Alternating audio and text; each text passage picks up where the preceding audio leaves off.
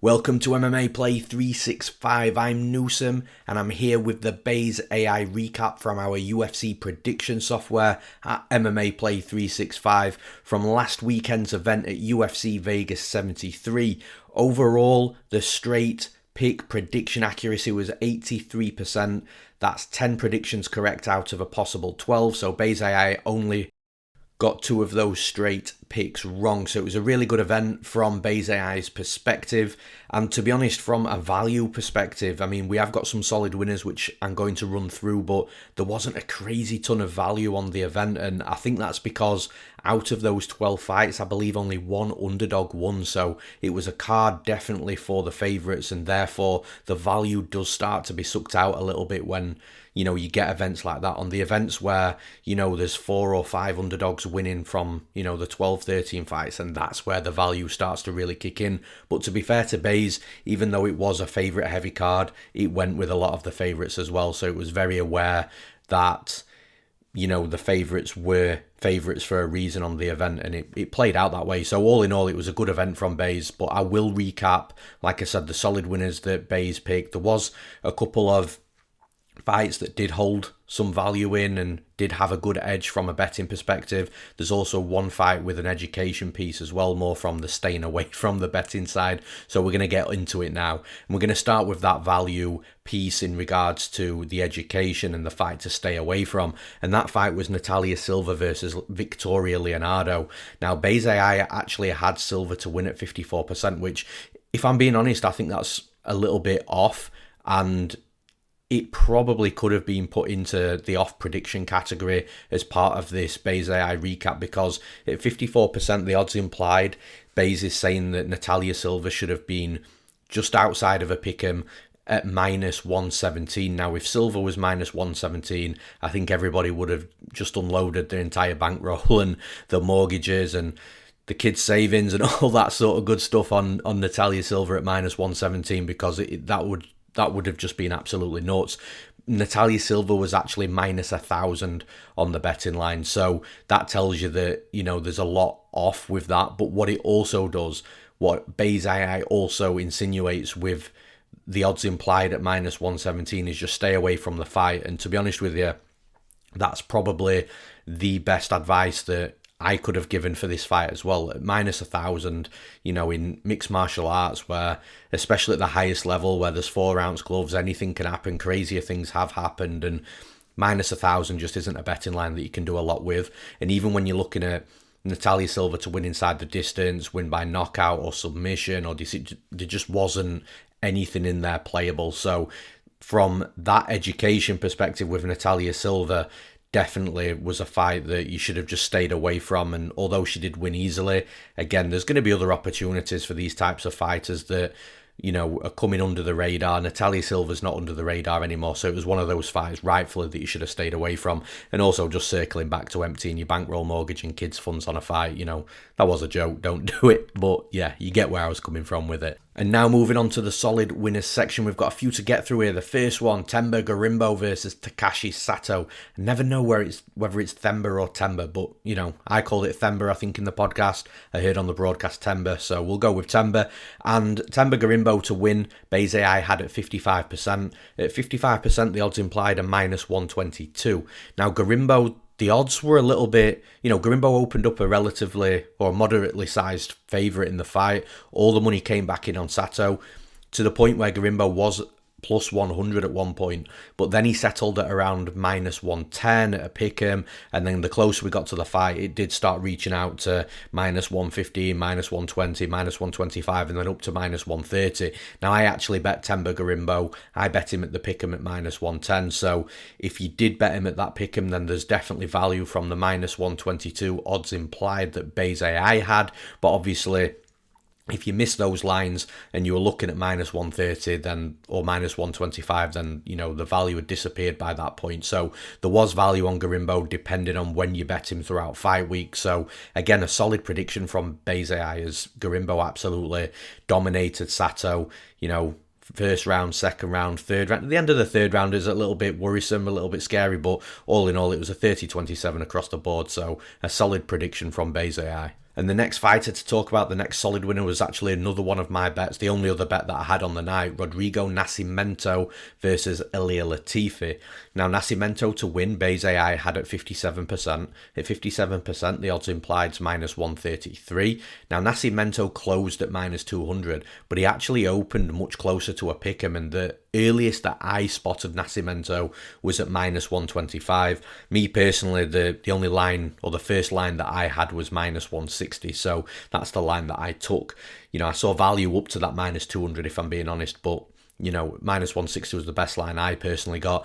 Now, if you did bet Nascimento at minus 125 or minus 130, then you'd got some value on Nascimento with Bayes AI's implied odds probability at minus 133. But obviously, past minus 130, you know, the value is starting to be sucked out of it. So again, it all depends on when you bet Nascimento during, you know, when the odds were released and, you know, the odds that you got him at. So 57%, look, it's a solid prediction. And the other side to this that I like as well is a little bit of a negative side, but a positive, but has a positive spin, which I'll talk about, is the fact that, look, I thought Nascimento was going to run through Ilir Latifi, and at minus 200, with the way that the line moved, it felt like the public was very much had that same train of thought as well. But with Bayes AI only being 57%, Bayes AI was saying, look, we do favour Nascimento. However, Nascimento shouldn't be as big as a favourite as he is. And that's exactly how it played out, because when you watch the fight, it was a split decision. I think the right man won in Nascimento. I think definitely 29-28. But the fight was much closer than I thought, and that clearly what the public thought as well. But Bayes AI, it had that bang on saying that, look, Nascimento should be the favourite, but he shouldn't be that big of a favourite. So that's another aspect to Bayes AI that I like. And look, if Bayes AI caused somebody to pass on this fight because the line was too wide and then it went to a split decision, it was probably the right decision to pass. So yeah, a good prediction from Bayes AI there. And we move on to the next one, which was actually the Bayes AI Dog of the Week in our Dog of the Week package that we sell on MMAPlay365. Just for info on that, it's $1.99. You get 2 underdogs. You get my favourite underdog, the handicapper underdog, and you also get the Bayes AI underdog, which is the highest percent fighter who is an underdog on the betting lines at the time that we released the underdogs. And last week was Gilbert Urbina. And just moving back to that Dog of the Week package, by the way, if they both lose, we give you your money back. And now moving back to Urbina. So it's Gilbert Urbina versus Orion Cosce. Gilbert Urbina was the Dog of the Week. Bayes AI had him at 58%. Now, at 58%, the odds implied is minus 138. So Bayes AI was saying he should have been a slight to moderate favourite. And Urbina actually opened up the underdog. So he opened up at plus 130.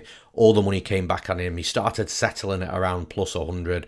But then as we got to fight night, and as the card was progressing, he did slip out to the favourite at minus 130. So even at minus 130, which is where he closed, there's still some value compared to where Bayes AI was saying that he should have been at. So with Bayes AI saying that he should have been a minus 138 favourite, you know, getting any sort of plus money has a ton of value on that. You know, the Dog of the Week, he cashed really easily as well. Like, he never really looked in any trouble, and he ended up finishing Cosce. So it's always good when you've got a bet that ends up finishing, that you don't have to deal with the judges, and, you know, it just feels good. And this was one of those feel-good fights. You got value, you got a winner, and you got a finish as well, and on a decent dog. So yeah, Gilbert Urbina was a really good prediction from Bayes AI.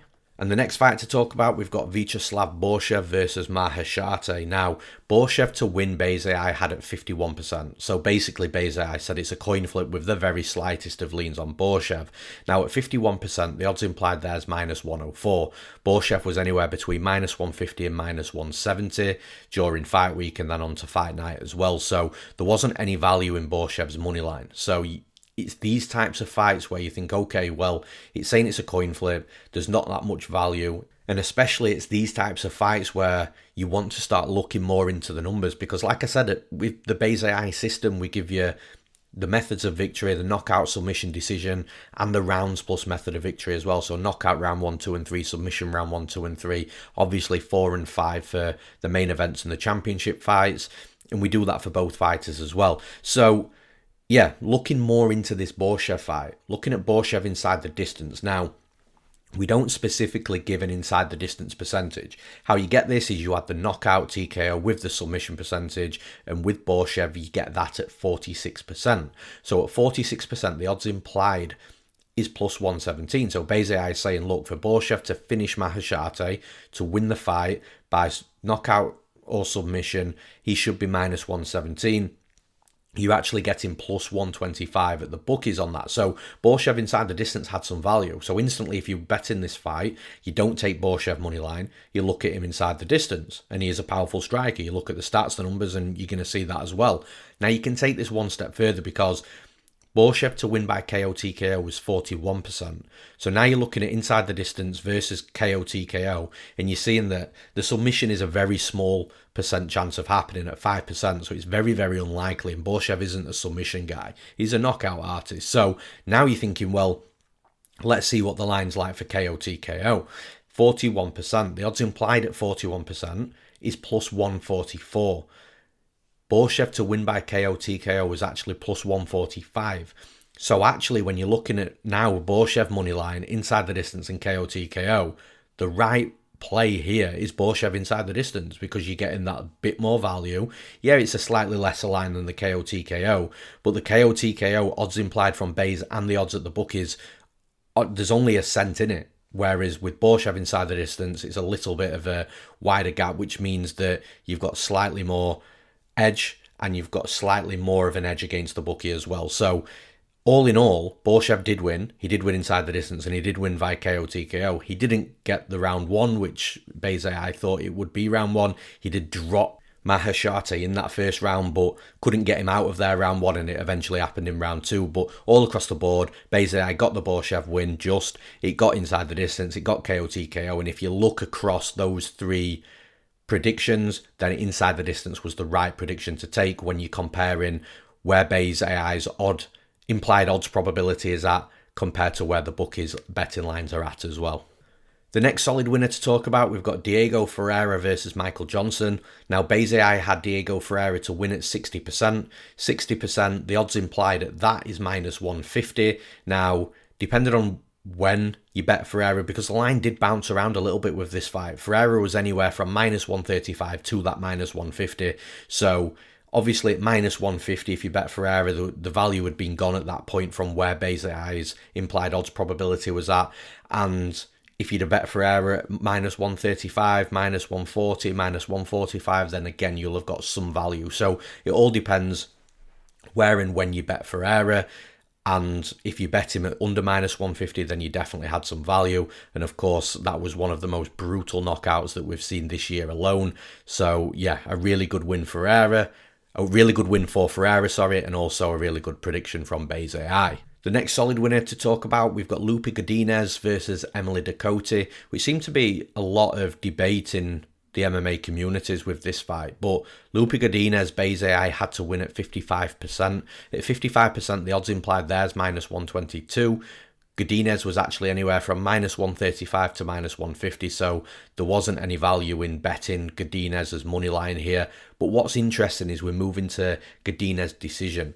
So Bayes AI had the Godinez decision at 41%, which is quite high considering that Godinez to win outright was 55%. Bayes AI was saying basically that it's very sure that Godinez goes to a decision. Now at 41%, the odds implied there is plus 144. Now Godinez to win by decision, there wasn't many odds, or I didn't at least see many odds in regards to Godinez decision, but what I did find was minus 110. So obviously there's no value there, but like I said, it's best fight odds. A lot of the bookies have been removed from best fight odds, so it's very difficult to go back into the archive and find out what every book had from a decision perspective. But minus 110 was one line that I saw. I don't know if any lines were any better, but I would say if one book had minus 110, it's unlikely that any book was at like plus 150 or plus 160. It's too big of a difference, too big of a margin. So it doesn't look like there was any value in the Loopy Godinez fight, but what is really good is, like I said, the fact that Bayes AI was very confident that this fight was going to a decision and that Godinez was going to win that decision as well. So yeah, a good prediction from Bayes AI, even though there wasn't any value from that betting perspective. And the final fight that we're going to talk about, the final solid winner, we've got the main event between Mackenzie Dern versus Angela Hill. Now Bayes AI picked Dern to win at 59%, so relatively confident, or somewhat confident, and at 59% the odds implied is -144. Mackenzie Dern was anywhere between -160 and -175, so there was no value in betting on the money line. However, what is really interesting when I was digging into the stats and preparing this recap from Base AI is that the Mackenzie Dern decision was at 34%, which was higher than the submission of Dern and higher than the submission and KO TKO, so the inside the distance basically.